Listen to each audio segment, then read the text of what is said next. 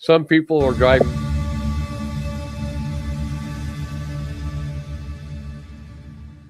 Hello, everyone. My name is Dr. Hal Bradley. I would like to ask us, each and every one of you, that if you enjoyed these shows, please hit like, share, and subscribe after you view the show. Thank you very much. Well, hello, world, and welcome to another episode of the Crisis Victory Show. Today, we're going to be touching on a very sensitive conversation, so I want to put out from the start that this is not political. It's not about Republicans. It's not about Democrats. It's not about Trump. It's not about Biden. But there will be names that will be brought into this, because what we're talking about today, ladies and gentlemen, are the Epstein files, the impact that the Epstein files has on all of us, and specifically to women and men that have been in the sex trafficked segments of their life, if you will, people that are survivors of sex trafficking. And I've had several people that I work with that have gone through being sexually trafficked, and I've was asked to actually bring this subject up on my show. So that's why I reached out to my dear friend Lisa. Lisa Drennan is she's a resident down in Oregon, been a friend of mine for years. Lisa was in the sex trade and was sex trafficked. So I went to her last week and asked her if she would please come on to the show and give us her feelings about what's going on with everything that we're seeing with regard to the people that are literally shining these women and young men on, and the way that the entire legal aspects to this topic have been completely just mismanaged. And like I said, I'm getting a lot from both sides of the fence on this topic, and that's why I approached my friend Lisa. Oh, and by the way, Lisa, I want to congratulate you on 6 years clean and sober yesterday. Hooray, man. Thank you very much. Thank you. Well, you earned it, my friend. Good for you. Yeah, and, it was a lot. It took a lot of work as well. So yes, thank you very much. I've been watching it over the years, and look at all the accomplishments you've made with your life since then. You can give if you could give my audience a rundown of just exactly what you do today and what certifications you have, and please. Yeah. So I chose recovery in March 12th of 2020. And since then, I have gained my Certified Recovery Mentor 1 in October of 2020. 2021, excuse me. And then I also got my peer support specialist with the Office of Equity and Inclusion of State of Oregon. My peer support specialist in 2022. I've recently gotten certified from the U.S. Institute of Diplomacy and Human Rights for human rights education and consulting, as well as anti-trafficking education and consulting. I recently got my CRM2 certification, which means I can provide recovery mentorship and peer support across the nation. And I got that December 3rd of last year, the 2025.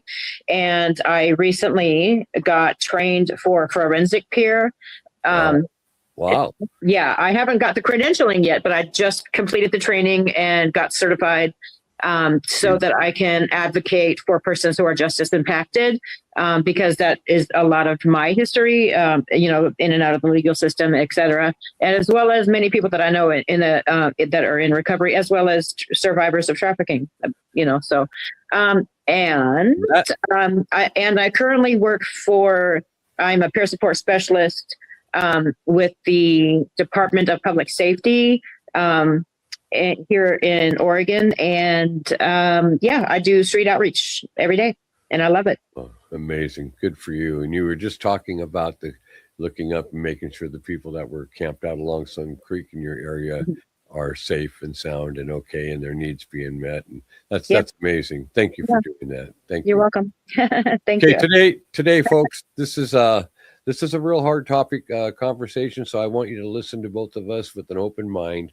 Understand that as a former private investigator and a contractor for the DOJ for a number of years, I understand how important it is when you investigate something to be able to offer to the courts or whatever audience you have about it absolute evidence that you truly trust and believe in.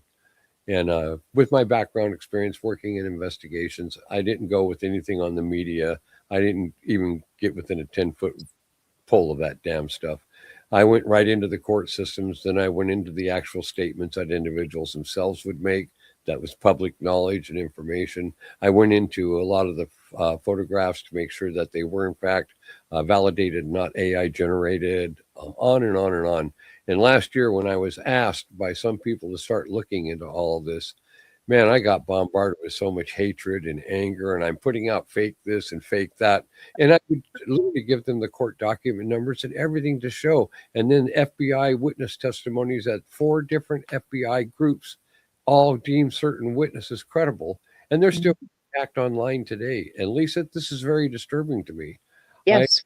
And to you, you've been in the sex traffic business. You understand what it feels like to be in an environment where you have absolutely no control. And wouldn't you want to be heard if you had the courage to come forward? Like Absolutely. Well, let's touch it off right there. What's your feeling? What are you seeing when you're watching this stuff where these women, no one will even talk to them? No one in law enforcement, no one in politics. So I personally, as a woman, first and foremost, and as an American citizen, as a mother, as a survivor, I'm outraged, 100%. I mean, there is no excuse for the things that I'm seeing going on in our society. And our American society it's disturbing, to say the least. And I'm highly disappointed in the people who have power in our nation. Personally. And Lisa, I think some people are starting to be so burned out with this constant Epstein files, the distractions that are being created within our own government as a result of trying to divert attention to it. We're seeing some pretty horrific things on both political sides that both sides have been bringing up. But my concern tonight, Lisa, is the victims themselves. I mean, we are talking about over 1,000 victims that are known and still alive. We're talking about many of them that have come together in unity to confront Congress, to confront even the Supreme Court. They're confronting any agency. They've gone to the FBI. The FBI refuses to see them and take their statements. Yet we see in the Epstein files documents where credibility was established on one young lady that had been interviewed 4 different times by 4 different groups of people within the FBI themselves. And all of them said she was credible. And yet you go online and you see people demean that person and say that this is fake stuff and she's already been proved that she's lied. And oh my God, I mean, it just, I think of those victims. And as you know, decades ago, I was an international smuggler for the Sinaloa drug cartel. And I would go to these specific ranches where they would take my vehicles and they would pack the cars and get them ready for going north. But I've actually seen within the farmhouses groups of children that were being held and heard their voices and hear that agony. And this is 40 years ago, and it's still in my head, my head. And if there's nothing you can do, you're taken up a road under escort, getting your vehicles loaded. I was running 3 cars at that time. We were getting them loaded, and we were getting the hell out of there as quick as we could and getting north. But we saw that.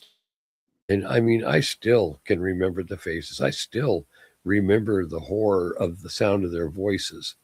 And well, I want to also mention, you mentioned that, the 1,000 or so victims, that are survivors, but there's even more that are no longer with us. There are many, many more victims of these crimes, crimes against humanity, that are unseen, that have no voice, that are buried somewhere in an unmarked grave. I happen to know that, there's been evidence that Epstein was getting literally semi-truck shipments of acid and things of that nature shipped to that island. So, I mean, come on, I just saw that too. I know what you're talking about. Those 55-gallon drums of acid. It's horrifying. And what about, they were actually impregnating some of these young girls to where they could have unregistered births. Organ harvesting is real big. I mean, they're currently, getting bodies out of, what is it, a Houston bayou or an aqueduct or something, where they're empty. The bodies are literally empty of organs because, it's sick. It's demonic. It is. Yes, I mean, you're talking 100%. about evil incarnate. And I saw this young girl over in Britain, and they had her in an interview, and she was probably 10 or 11 years old, and literally describing them sitting there hacking up bodies and literally eating it, drinking the blood. This was at a church. Have you seen that one? I don't think It's a so. black and white. Yeah, it's a black, Yeah. and it's out there, and it's been proven it's not AI generated. So I want to Right. get that out to the audience. But I mean, she gave explicit detail in the interrogation, which I don't get it. You know, all these other countries, and I believe there's 7 nations currently investigating right now, and they're arresting people and they're taking them into custody and they're firing them from their Yeah, jobs. but we're not. Yeah, but We're not. here we are. We're protecting these people. We're taking their names off of documents and we're erasing files that are too incriminating. I mean, like isn't that our MO though? I mean, like, isn't that what we do is we protect our rich and important people and, you know, just kind of forget the rest, you know? So You're exactly right. It's very disheartening. And what gets me is how people can believe still into this people that are doing this stuff. When you have some people that have been mentioned over 15,000 times, and they've only gone through, what did they say, 1% of the paperwork? Right. 15,000 times? Are you kidding me? After it was whitewashed for a year. Yeah, or more. yeah, absolutely. I mean, Can you let's imagine the put that stuff into that we're account. not, and Yeah. the stuff we'll never see ever? It's Right. already destroyed. It's already Yep. redacted. It's gone. 100%. But you know, Shoot, hold on. I can't. Um, there you go. The number of persons in America that download child porn, the statistics on that is absolutely terrifying. Like literally, God. if you have a red dot for every person who has downloaded an actual IP address, there's only about I'd say 1 to 3% that are actually being investigated, but like literally it's across the United States. Oh my God. It's a red dot on a green map, and it's literally across the United States. It's horrifying. And anyone who has children should be terrified.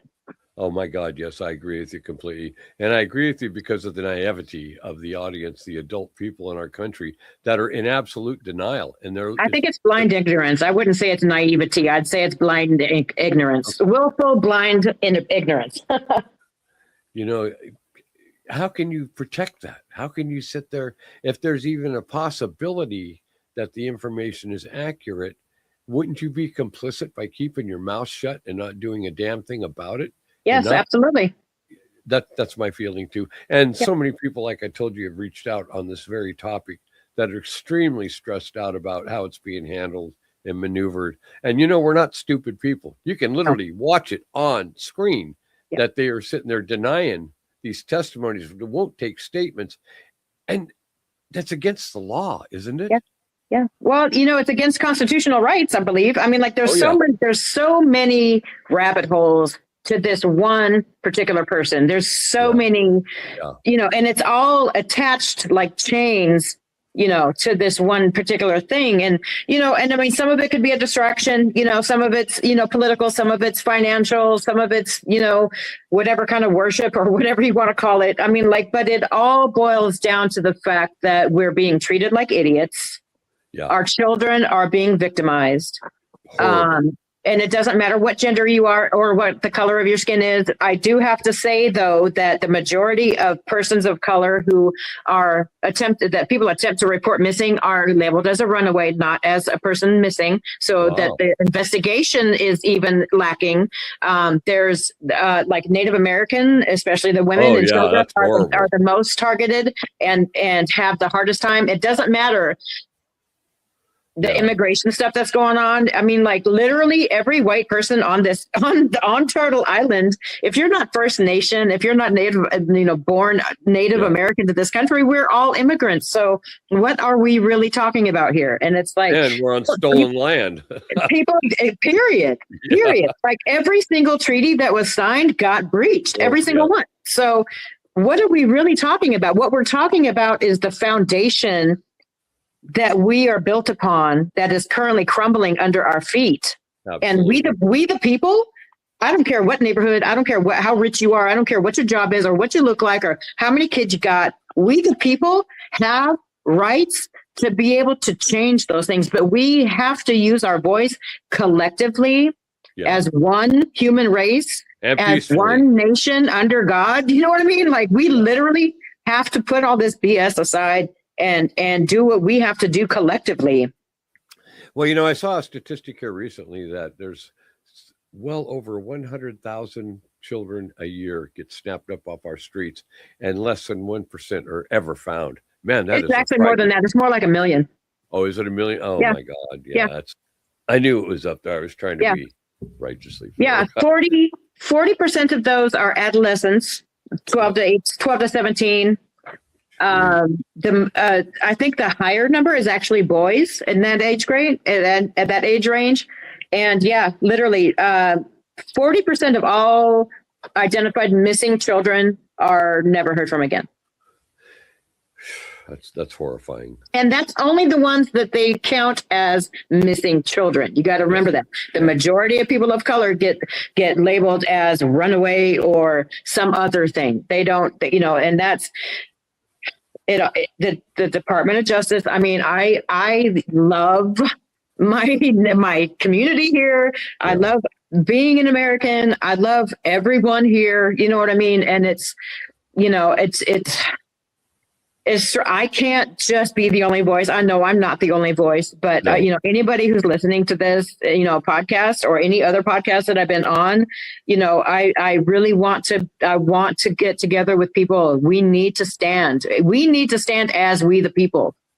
Yeah. You know, to make changes that we have to have, or our children will they will continue to suffer.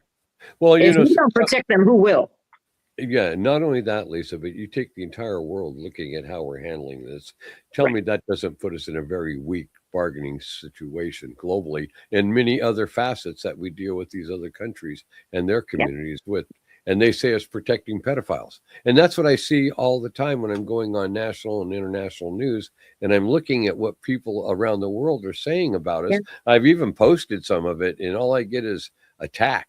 You know, I'm attacked for bringing it up. I'm attacked because you know, it's fake news and it's Joe Biden and the Democrats or whatever, you know, it's that kind of garbage and nonsense. But these people are serious. The Canadians. I'm not going to spend my time arguing with a cow. You know what I'm saying? If you want to be part of the herd, that's your business. But me, I pay attention. I've been paying attention for quite some time. And I separated myself from mainstream everything decades ago. So I don't hear all that static, and I don't, you know, I'm not choosing a side. The only side I'm on is humanity. The victims. survivors. I'm on the humanity side. You know what I'm saying? Anything that goes against humanity is something that I'm going to talk about, period. Like, absolutely. I got children and grandchildren, and I want my children to have a fruitful and productive life like any other parents, I would hope anyway, any other parents, and if we can't focus on that, what kind of world do we want to leave our grandkids? Exactly. We're burning in hell right now, as far as I'm concerned. Have you ever seen that movie, Sound of Freedom? I have not. Oh my God, I've seen it 4 times. Okay. It will really mess you up, but it actually shows at the very end an agent who went undercover and found a child in the jungles down there in, I believe it was Colombia. Yeah. And but I mean, he was all over these areas, and all of these children that were being snapped up and stolen. And I mean, they had videos of kids on motorcycles running by and swooping up a kid off the sidewalk and driving up to in a van and throwing kids in a van, and they're gone in 1 second. And it was just constant. And he was saying that it was, God, I can't remember now, but it was in the last 5 years, an estimated 20 million children have been trafficked globally. This thing going on in our country. That happens every year. This Epstein file, Lisa, this Epstein file thing here, that's in many, many countries. And you know what he did was he blackmailed people. That's why he created all these files in the first place. That's why he had hidden cameras. That's why he had all. Yeah, I get it. I know the street level mentality that's behind this. Like all the, just like you do. I'm very familiar with the underworld. Basically, is that was I'm very very, very well versed in all of that type of mentality, activity, mindset, and things of that nature. And it like, just like any other commodity, it's a money's game, right? Oh, They yeah, wouldn't be doing these things, just because it's a good time. They have other means, they have other needs that need to be met, which is, all those billions and trillions of dollars and arms deals and just, they want to live forever. So they're going to harvest some organs, and so that they could just keep replacing them when they start wearing out and shit like that. Right. I mean, that's just, Do you believe the information talking about newborn babies being used in rituals? I would not be surprised. I've seen a lot of the most horrifying things I've experienced serial killers. I've experienced serial rapists. I've experienced, those kinds of things. So yeah, I'm not surprised about the level of evil that I see in the world one bit. As a pastor of 30 years and seminarial postgrad with a doctorate in pastoral counseling, I have my entire better part of my adult lifetime in the ministry. And when I was going through my seminarial years, eschatology was my secondary, and it was of the end of days prophecy. And it's so funny because that was 30 years ago when I was in seminary. And I look at it today, and it's 30 years later, it's now happening. Everything I read, everything I observed, every survey that I did on every book that was done in Old and New Testament. And it's remarkable because it's all aligning right now, because it accelerates in the very last of the last days. And look at how evil is overshadowing so much. It's just amazing. And you also have to look at the planetary alignments, all of the, all of the celestial things, all of the celestial things adding on to that. Yeah, the red moon, the blood moon. I mean, come on, it's all energetic. We are also on the verge of a global reset. Yeah, exactly. That's what I was getting up to. Yeah, it's like you're talking about the signs in the Bible. We just had our 4th blood moon here a week ago, and these things are prophesied, and they've got 2 of the red heifers now over there where they're getting ready to do the actual sacrifice so they can create the ash to cleanse the 3rd temple being built.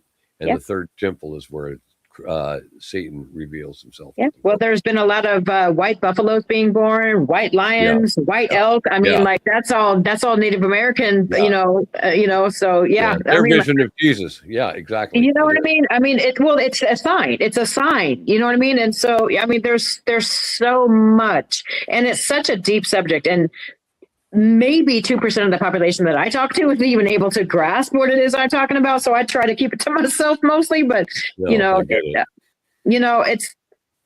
So let me ask you this, Lisa. Yeah.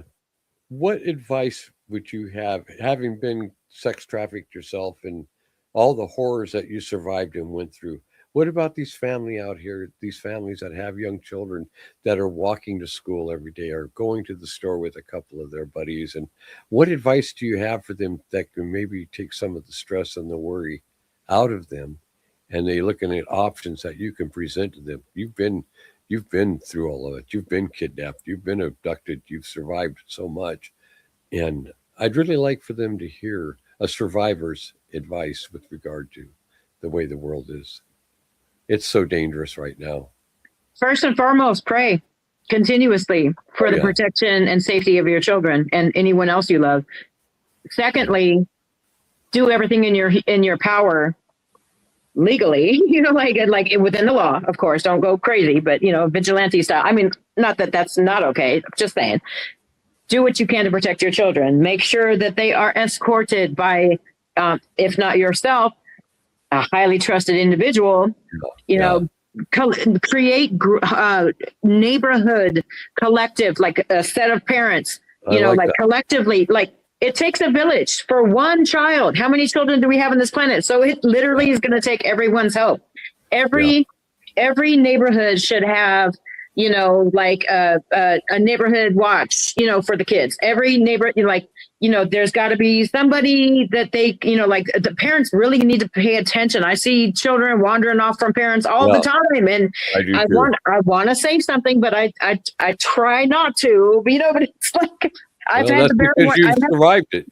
I've had to bury one of my children as well, and it's like that is not something that I recommend having to experience. Like, period, not for anybody. So.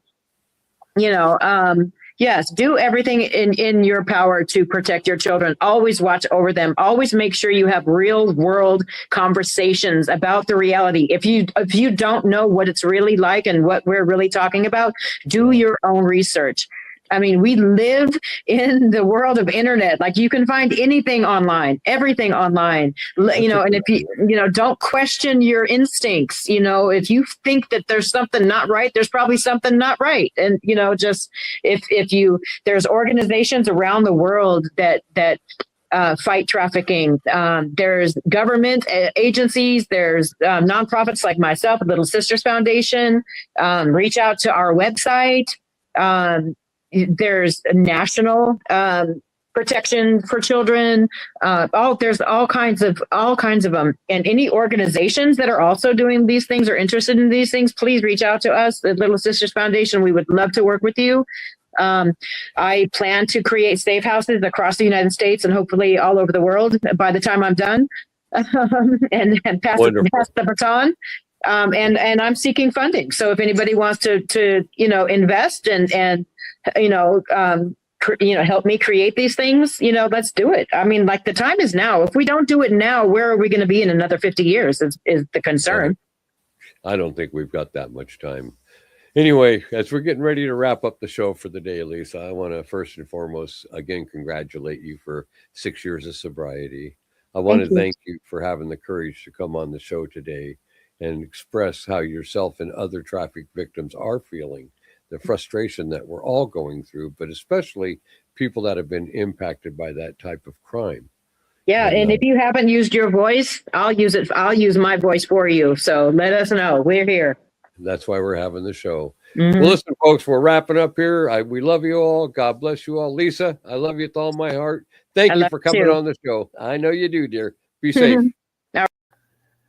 Okay, folks. Well, that wraps up another episode today. And I'd like to take this moment to thank each and every one of you for taking your time to catch our show. Now, if you like these shows, I would ask that you would please hit like, share, and subscribe. It's so important to us that we get these messages out, and we understand that these are graphic, almost toxic interviews. But, this is the kind of impact that we feel is needed in order to make sure that people understand the significance of the problems that we are confronted within our own country and around the globe. So I'm going to say at this time that I love you all. God bless you all. Hasta luego, y vaya con Dios, and go Victors.